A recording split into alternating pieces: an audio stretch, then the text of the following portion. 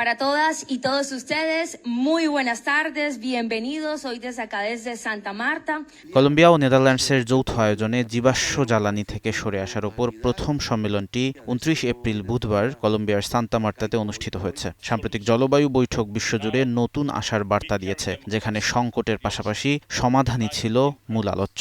অংশগ্রহণকারীরা বৈশ্বিক জলবায়ু ও নিরাপত্তা সংকট মোকাবেলার জন্য হাইড্রোকার্বনের উপর নির্ভরতা সীমিত করে এমন ব্যাপক পরিকল্পনার মাধ্যমে জীবাশ্ম জ্বালানি থেকে বেরিয়ে আসার প্রয়োজনীয়তার উপর জোর দিয়েছেন। এই বৈঠকে অংশ নেয়া বাংলাদেশের একজন জলবায়ু কর্মী সরাসরি তার অভিজ্ঞতা, পর্যবেক্ষণ এবং গুরুত্বপূর্ণ বার্তা আমাদের সঙ্গে শেয়ার করেছেন। বিশ্ব কি ভাবছে আর আমাদের জন্য কি বার্তা রয়েছে। মাত্র কয়েকদিন আগে কলম্বিয়ার সান্তা মার্তা শহরে শেষ হলো প্রথম কনফারেন্স, যেটা কিনা ফোকাস করেছে transitioning away from fossil fuels থেকে।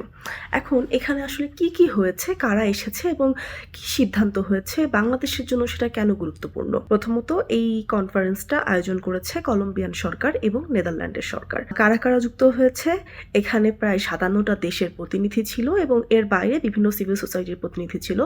সব মিলিয়ে প্রায় ৫০০-র উপরে মানুষ এখানে ছিল। এখন আসলে এখানে কি নিয়ে আলোচনা করা হয়েছে, নামের মধ্যেই বুঝতে পারা যাচ্ছে যে কিভাবে ফসিল ফুয়েল বেসড ইকোনমি থেকে আস্তে আস্তে আমরা ট্রানজিশন করতে পারি, বের হয়ে আসতে পারি, সেটা নিয়েই মূলত এখানে কথা বলা হয়েছে।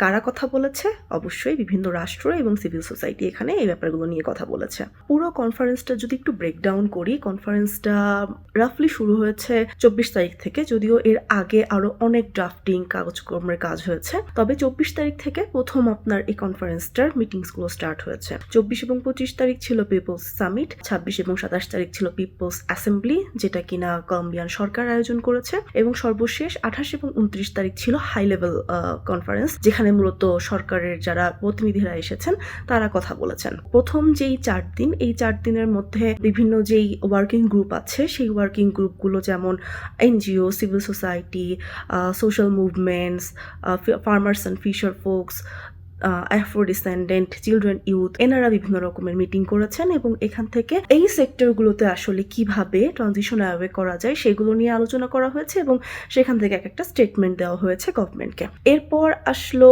আপনার যেই আলোচনাটা হয়েছে হাই লেভেল আলোচনা, যেটা সব থেকে গুরুত্বপূর্ণ সেটা।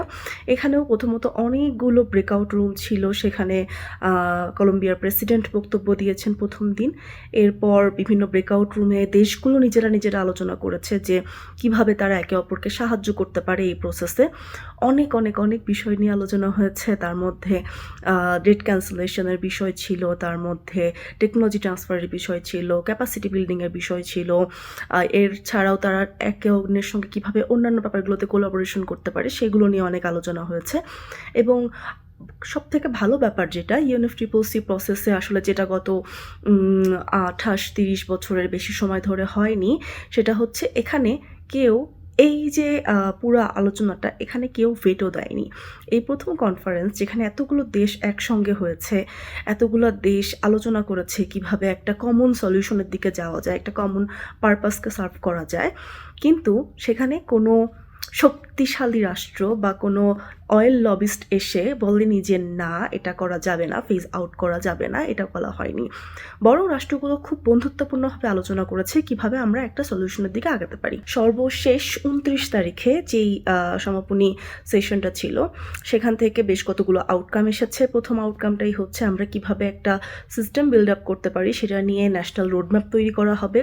দ্বিতীয়ত হচ্ছে আমরা এই পুরো প্রসেসে 3টা ট্র্যাপ চিহ্নিত করা হয়েছে, ডেট ট্র্যাপ, সাবসিডি ট্র্যাপ এবং আরেকটা হচ্ছে গিয়ে ফিসকাল ট্র্যাপ। সো এই যে ট্র্যাপগুলো আছে, এই ট্র্যাপগুলো থেকে কিভাবে দেশগুলো বের হতে পারে সেইগুলো নিয়ে একটা রোডম্যাপ করা হবে এবং সেগুলো নিয়ে একটা ফাইন্যান্সিয়াল সিস্টেম করা হবে, একটা গ্লোবাল ট্রানজিশন ফান্ড গঠন করা হবে, সেখান থেকে দেশগুলো আস্তে আস্তে যাতে করে নিজেরা বেনিফিটেড হতে পারে এবং তাদের জাস্ট ট্রানজিশনকে আরও ত্বরান্বিত করতে পারে।